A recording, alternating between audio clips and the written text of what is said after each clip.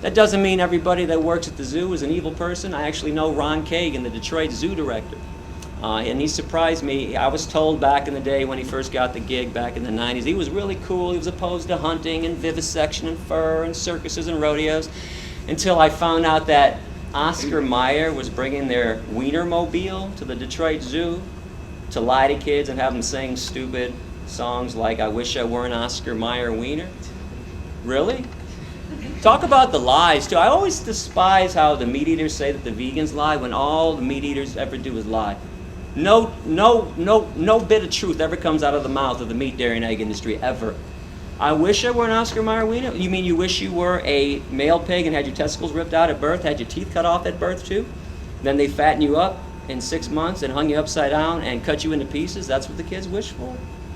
So anyways, I stormed into the Detroit Zoo offices, and a lot of people think I'm radical right now, and I'm not denying that I am, but you should have seen me back in the 90s when I first started.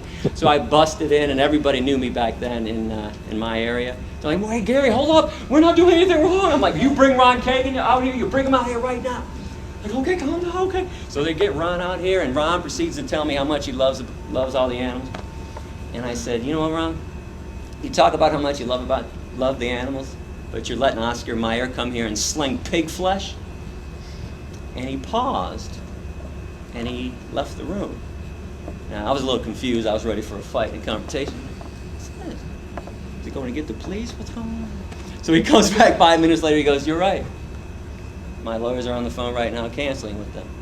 And again, I was ready for this fight, this confrontation. I'm like, "You're damn right you're canceling it." No one ever listens. I'm like, "Oh my God, he listened to me." So anyways, Ron's a pretty decent guy. He's still got a long way to go. I guess something else that bothers me a lot about the zoo, and I've told Ron this too a lot, is they talk about how much they love the animals, but you can order dead animals at the zoo and eat them at the refreshment area.